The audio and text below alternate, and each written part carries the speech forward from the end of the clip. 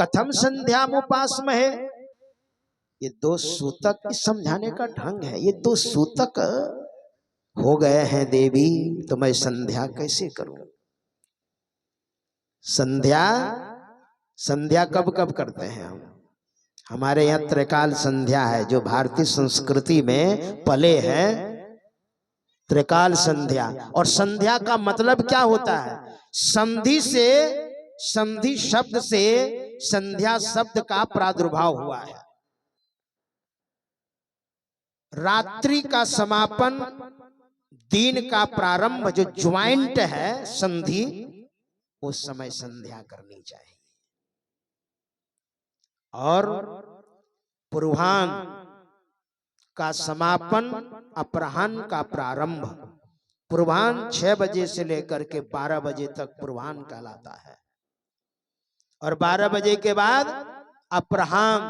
तो दोनों का, पूर्वाह्न और अपराह्न दोनों का जो ज्वाइंट है, दोनों की जो संधि है, उस समय भी संध्या करनी चाहिए। मैंने एक पुस्तक में मैंने पढ़ा कि हमारे भारत के शासक थे बादशाह अकबर, जो हिंदू प्रजाओं को बढ़िया से बोल बोल करके, समझा बुझा करके, मान सम्मान दे करके और अपनी रोटी सेकते थे। अपनी रोटी सेकते थे मतलब अपना राज्य चलाते थे, उन लोगों से सेवा लेते थे।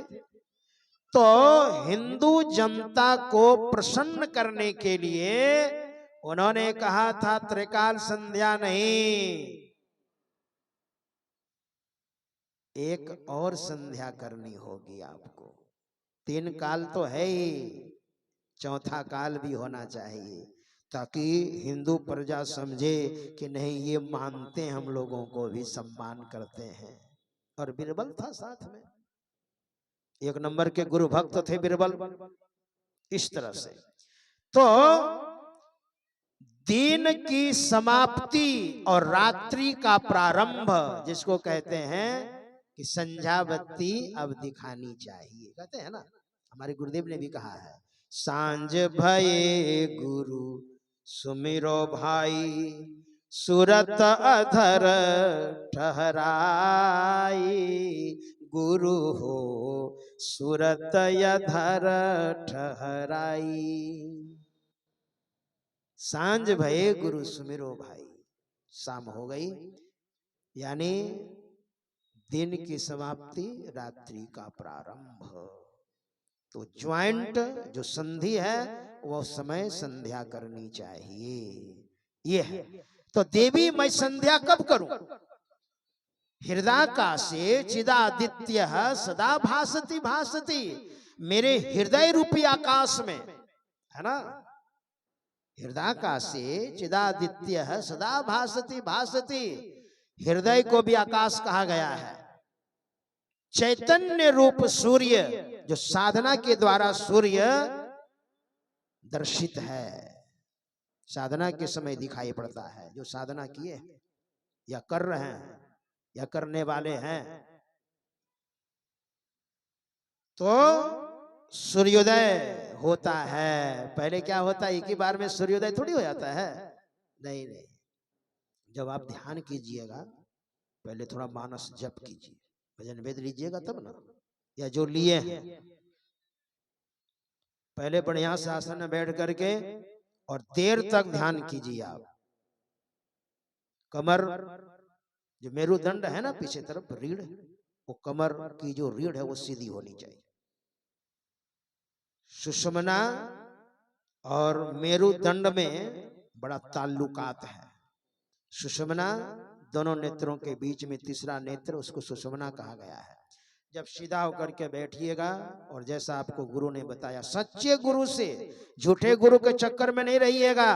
झूठे गुरु तो कहेंगे मांस मछली भी खाओ, शराब भी पियो, है ना, और जप भी करो, ध्यान भी करो, हो जाएगा। कभी नहीं होने वाला है, वेदों में मनाही की गई है। सच्चे गुरु कभी भी संख्या पूरी करने के लिए शिष्य नहीं बनाते हैं। सच्चे गुरु शिष्य नहीं, वो तो गुरु बनाते हैं। अब साधना कीजिए, स्वयं गुरु हो जाइए। आप देर तक बैठिए, 1 घंटा कम से कम, 1.5 घंटे 2 घंटे बैठिए। पहले 10-15 मिनट गुरु मंत्र का जाप कीजिए, इसके बाद मंत्र को छोड़ दीजिए। मंत्र से संबंधित मानस ध्यान कीजिए 15-20 मिनट लगभग। जो थोड़ा थोड़ा भी ध्यान हो गया है, प्रणाम करके ध्यान भी छोड़ दीजिए। इससे आगे गुरु आज्ञा नहीं है बताने की। इसके बाद फिर दृष्टि योग की प्रक्रिया आप करने लग जाइए।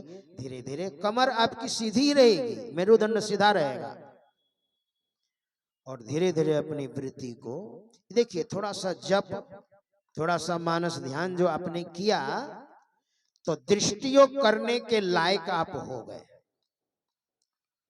और दृष्टि धीरे धीरे स्थिर जब होने लग जाएगी, और दृष्टि स्थिर होते होते आपके अंदर में आनंद भी आएगा, है ना। दृष्टि स्थिर होगी ना अंधकार में, तो आनंद आएगा। भजू भाई गुरु गुरु, हमारे गुरु महाराज कहते हैं, गुरु रूप ध्यान धरो, सन्मुख बिंदु निरेखो, सुख देखो रे भाई। जब देखने में सुख लगने लग जाएगा, बहुत मेहनत करनी पड़ती है ना, बहुत मेहनत है। बिना मेहनत का क्या होता है, कोई भी काम नहीं होता है दुनिया में, है ना। इसलिए थोड़ा जप, थोड़ा मानस ध्यान करने के बाद जब दृष्टि योग की प्रक्रिया आप करने लग जाएंगे, और दोनों दृष्टि की धारें जब टिक जाएगी, एक बार दृष्टि योग करते करते, तो क्या होगा जानते हैं? एक ही बार में आपकी दृष्टि स्थिर नहीं होगी, स्पार्किंग होगी वहां पर। जैसे ठंडा तार, गरम तार, नेगेटिव, पॉजिटिव, ईड़ा, पिंगला, गंगा, यमुना, जो नाड़ियां हैं, ठंडा तार और गरम तार, ये दोनों तारें जब एक बार मैकेनिक जब मिलाते हैं ना, टेस्ट करने के लिए कि बिजली है कि नहीं है, तो उसमें स्पार्किंग होती है, पहले चिंगारियां निकलती है ना। उसी तरह से हमारी जो दृष्टि की धारें हैं दोनों, जो निकलती है गुरु के बताए अनुसार, वो तो संकेत गुरु महाराज बताते हैं पहले, है ना। और धीरे धीरे दृष्टि को लगाते लगाते लगाते, बहुत बार लोग कहते हैं कहाँ लगाएं, कहाँ देखें। अरे भजन भेद इसलिए बताया गया है कि आप समझे, करने के बाद समझिएगा। बस केवल श्रद्धा पूर्वक आप करते रहिए, आप नहीं तो कहाँ देखेंगे आप। दृष्टि स्थिरा यस्य बिना सदृश्यम, दृष्टि स्थिरा यस्य बिना अवलंबम, दृष्टि स्थिरा यस्य बिना प्रयत्नम, स ब्रह्म तारांतर नाद रूपम। बिना आधार का, बिना अवलंब का, बिना प्रयत्न का दृष्टि को स्थिर करनी है, और बहुत सावधानी पूर्वक, गफलत में नहीं। अरे ऐत की, तुलसी साहब ने कहा अपने शिष्य से, अरे ऐत की तकते रहो, देखते रहो, मुर्शद ने यह पंजा दिया, बेहोश हो मत छोड़ियो, गर चाहे तो जलवा पिया। जलवा मतलब अपने अंदर में तड़क भड़क प्रकाश अगर देखना है, तो बेहोश हो मत छोड़ियो, होश में रहिए आप। गर चाहे तो जलवा पिया, अपनी आत्मा का उद्धार चाहते हैं, अपना कल्याण चाहते हैं, तो सावधानी पूर्वक। इसलिए शब्द योग से दृष्टि योग कठिन है, सावधानी पूर्वक आपको, इसलिए शोर शराबा नहीं करना चाहिए, है ना। अगल बगल में अगर आप बात कर रहे होते हैं, तो ध्यान करने वाले ज्यादा सुनने लग जाते हैं, और डिस्टर्ब होता है, वही आने लग जाता है। मन इतना चंचल है, ये मन 1 सेकेंड में बिजली की जो गति है, जो विशिष्ट मानव ने बिजली बनाई है, 1,86,767 मील तीव्रता है, गति है बिजली की। ये तो वैज्ञानिकों ने बिजली बनाई है और इतनी तीव्रता है, इतनी गति है। और मन को किसने बनाया है? परमात्मा ने मन को बनाया है। ये मन कितना चंचल होगा। और इस मन को उस जगह लगाना है जहां पर मन है वहां पर दृष्टि है, और जहां दृष्टि है वहां पर मन है। जहां आप देख रहे हैं, जहां आपको गुरु ने बताया है, उस जगह मन भी रखिए और उस जगह दृष्टि को भी रखिए। और बहुत मेहनत के साथ, कोई खोटा खंबा नहीं है जो मन को रोक करके रखिएगा, है ना। बिना अवलंब का उस जगह स्थिर करना है। और एक बार दोनों दृष्टि की धारें मिल जाएगी तो वहां स्पार्किंग होगी, बड़ा आनंद आएगा। हमारे गुरु महाराज कहते हैं, छट छट छट छट बिजली छट के भोर का तार दिखाता है ना। स्पार्किंग होगी, लेकिन एक ही बार में दृष्टि स्थिर नहीं होती है। अब साधक को पता चल जाता है कि हाँ यही जगह है, अब पता चल गया है। समशील लील अपील पेले खेल खुली खुली लखी पड़े, तुलसी साहब ने कहा। समशील, सम का अर्थ होता है बराबर, और शील का अर्थ होता है पत्थर, काला पत्थर। अंधकार में हम जो देखते हैं वो काला पत्थर की तरह है, चट्टान की तरह है। समशील, लील काला है, अपील पेले छेदने योग्य नहीं है, साधारण नहीं है।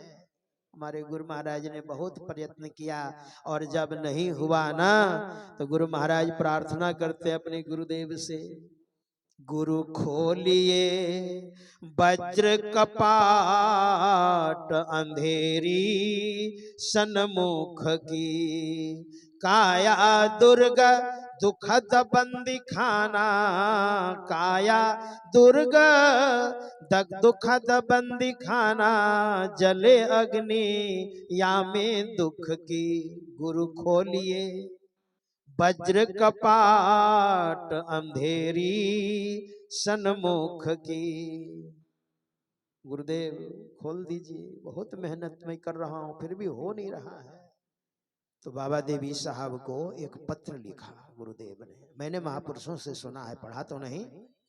और पत्र जब प्राप्त हुआ बाबा देवी साहब को, तो बाबा देवी साहब ने पत्रोत्तर दिया, लाला जैसा मैंने बताया है करते जाओ, होगा। 100 हाथ में पानी है, 99 हाथ आपने खुदाई कर दी है, अब एक ही हाथ ना बाकी है।